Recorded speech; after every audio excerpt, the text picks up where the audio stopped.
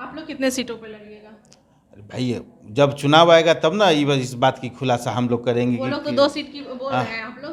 तो जरा देखिए, मैं तो आपको कहा कि भाई एनडीए की बैठक में सब चीज़ तय होता है कि कौन सी पार्टी को कितना सीट लड़ना है और किस पार्टी को क्या करना है। इतना बड़े पैमाने पर बिहार में सिपाही की भर्ती हुई है, दारोगा की भर्ती हुई है, रिकॉर्ड है।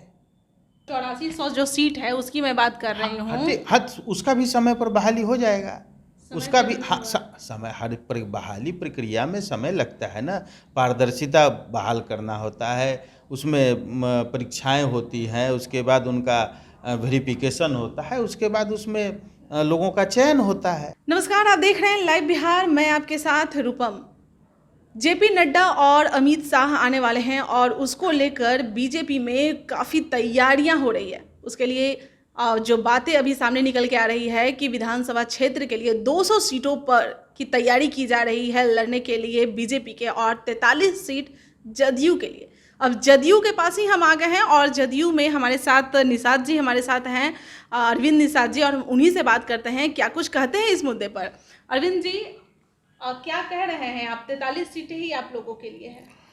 देखिए, हर पार्टी को अपना कार्यक्रम करने का, रणनीति बनाने का अधिकार है और उसी अधिकार के तहत हम लोग भी अपना कार्यक्रम बनाते हैं। हम लोग भी पार्टी का कार्यक्रम निर्धारित करते हैं और जनता के बीच, आम कार्यकर्ताओं के बीच जाते हैं। तो हर आदमी, हर पार्टी को यह अधिकार है। तो जैसे उसमें हम लोगों एनडीए की सरकार है और उसमें 200 सीट उनका और 43 सीट आपका। देखिए, एनडीए के सरकार के तौर पर ही मुख्यमंत्री नीतीश कुमार जी स्थापित हैं और आज से नहीं, लंबी अवधि से बिहार की सेवा कर रहे हैं, बिहार के मुख्यमंत्री के पद पर आसीन हैं। तो जैसा कि मैंने आपको पहले बताया कि हर पार्टी को अपना कार्यक्रम करने का अधिकार है, कोई भी पार्टी स्वतंत्र है, उसी स्वतंत्रता के तहत वो अपना कार्यक्रम कर रहे हैं। आप लोग कितने सीटों पे लड़िएगा? अरे भाई, जब चुनाव आएगा तब ना इस बात की खुलासा हम लोग करेंगे वो लोग तो कि 2 सीट की बोल हाँ, रहे हैं, आप लोग? तो जरा देखिए, मैं तो आपको कहा कि भाई एनडीए की बैठक में सब चीज़ तय होता है कि कौन सी पार्टी को कितना सीट लड़ना है और किस पार्टी को क्या करना है। तो उसके हिसाब से सब चीज़ तय होता है। तो सब चीज़ एनडीए की बैठक में तय होता है, इसलिए किंतु परंतु की कहीं कोई बात नहीं है। ये आप लोगों के मीडिया के हलकों में इस बात की चर्चा है और इस बात पर आप लोग ज़्यादा फोकस कर रहे हैं। हम लोग भी तैयारी करते रहे हैं।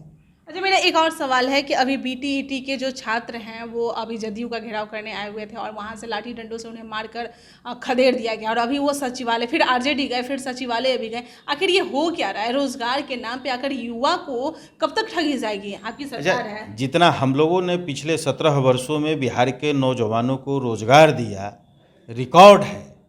चाहे वो महिला अभ्यर्थी शिक्षक के मामले में हो, पुरुष अभ्यर्थी शिक्षक के मामले में हो, दारोगा अभ्यर्थी हो, महिला हो, पुरुष हो, सिपाही के मामले में हो, आमीन के मामले में हो, नर्सेज भर्ती के मामले में हो, डॉक्टर्स भर्ती के मामले में हो, सचिवालय सहायक भर्ती के मामले में हो। इतने बड़े पैमाने पर पिछले 17 वर्षों में, चाहे वो रोजगार भर्ती के मामले में हो, चाहे वो फिर आपको मैं बताऊं कि टोला सेवक, तालीमी मरकज हो, इन सारे जगहों पर हम लोगों ने बड़े पैमाने पर बिहार के नौजवानों को रोजगार देने का काम किया है और बड़ी संख्या में लोग नियोजित हुए हैं। सरकारी जॉब में अस्थायी रूप से उनको अवसर मिला है। ठीक है, बहुत सारे लोग अभी प्रदर्शन कर रहे हैं, लेकिन यह प्रदर्शन का निर्धारित स्थल नहीं है।